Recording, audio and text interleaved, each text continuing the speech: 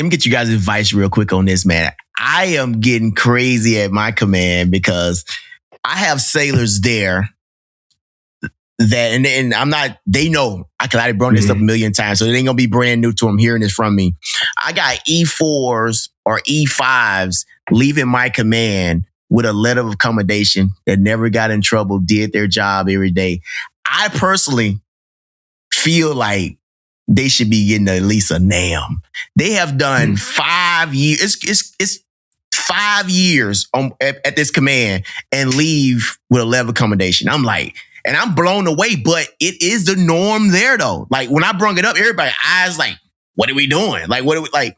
I'm not saying give nobody shit. Like just give it out like hotcakes, whatever. But what if, I feel like at that point, what if this sailor did not to get it? Not what he doing like to get, like what have he done not to get this after 4 or 5 years of being at this command? What do you guys think about that? I don't know. Maybe just me. What's the value of being consistent? You know, Damo about to eye roll, you know, sports analogy for me, right? Tim Duncan, people call him the big fundamental, and he gets the same things, 20 and 10 every night, nothing too flashy. But if you do that consistently over 5 years or over a career, you know, that's something like an Ironman, that is very commendable to have that level of consistency, meeting the mark and being consistent about it. But also, when do you get points and credit for doing your job, or just what's the rub? I think if you meet that level of distinction with such incredible consistency, I think that level of consistency is worthy of being commended. Yeah, I mean, what's the storm say? Yeah, that's what I was gonna say. Like something tells you what every award is worth, right? So you know, does it meet the criteria of a Navy Achievement Medal? You know, and if it does, then the person should get it. We don't even use that shit no more. We use tribal knowledge and other things to believe that things meet the criteria, right? The loudest voice at the awards board sometimes. Yeah, like we don't use the actual, you know, criteria, you know, to give. We use what we think. Oh, this person, and not using your example for example, but like, hey, this person been here for 4 years. You know what I mean? Like, boom, or this person did this or did that. Boom, boom, boom. Like, there are actual things to kind of slide the sliders in place and see what somebody should get.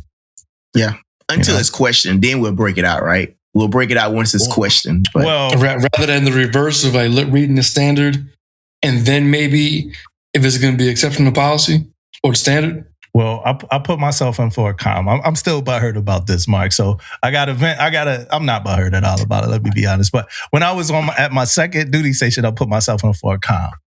Right, rode up, put myself in for a calm, and I read the, you know, I'm a young sailor, man, so I'm making sure I read everything. Boom, boom, boom. I read the criteria for a comm. The things I did met that criteria for the comm.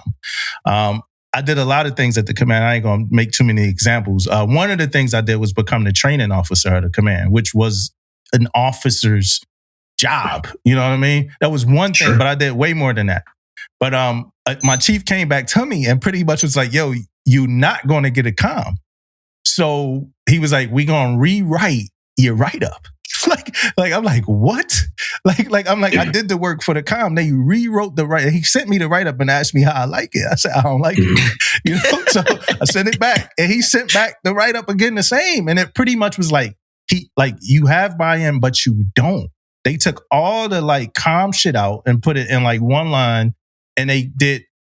So their issue with my write-up was it didn't have nothing about me being an EM. It didn't have much about me being an EM. It was all the other shit I did at the command. I'm like, yeah, no shit. Like I'm putting myself in for a comm, not an AM. But they changed it to an AM, and I got like I got my credit for doing maintenance, you know? And I was at that time in my career, I was butthheard about it. Like I was tight. Yeah. You know what I mean? So, I got a what crazy bothers me about that story is that the fact that you had to write your own award. That's what bothers me is you wrote your award. And the second part of that is just out of curiosity, you don't have to name the command. Was it a 05 or 06 platform? I was at Waterfront Readiness. You know, I don't care about naming it. Well, I'm just saying, was it a 05 or 06 command? We had a Man, we had a LDO commander. We had a See, he doesn't want to go to his boss.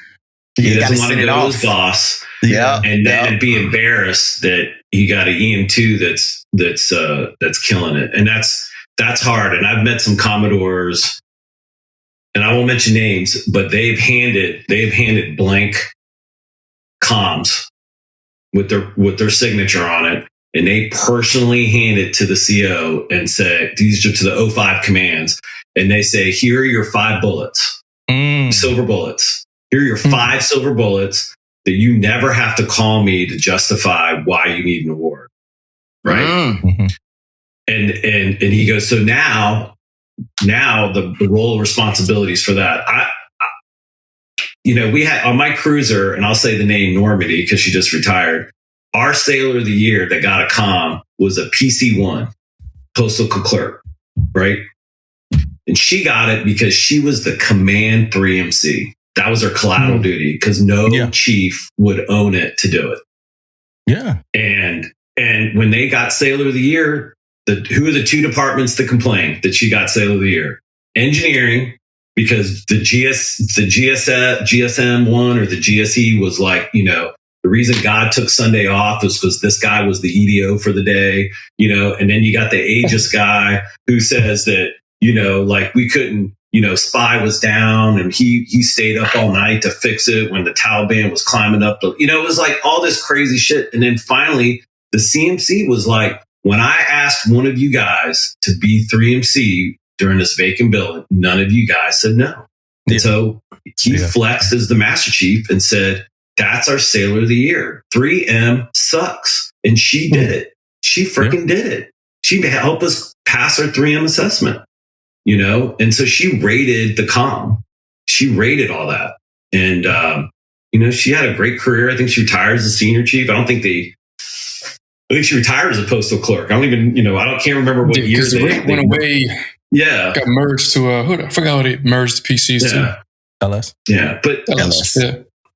I believe you. And here's the other catch. All that shit you wrote as the training officer, your ops took that. He took your write up and he used it in his, because that's his domain. So thank you for giving him a comm. But Mark, you said something that you hit it. It was my mind, my face said it. I don't like writing my own end of tour. I don't feel anybody should write an end of tour. I hate it. I despise it. My last command, the XL's like, hey, you're in the tour. What's up? I'm like, if I warrant an award, someone's going to write it for me. I'm not doing it. Mm-hmm. And then Commander Major, he's retired, right? He wrote everything up for an MSM. I was like, this is crazy. He's like, nah, you did this. I'm writing this up for you. We saw you do your thing. I was like, okay, if you feel that and it went up, then I feel worthy of it. But I don't feel anybody should be writing the end of tour. It should be leadership or someone recognizing, like in Damo's case, excelling to that point to where you need to recognize the people, because that affects morale. That affects everything.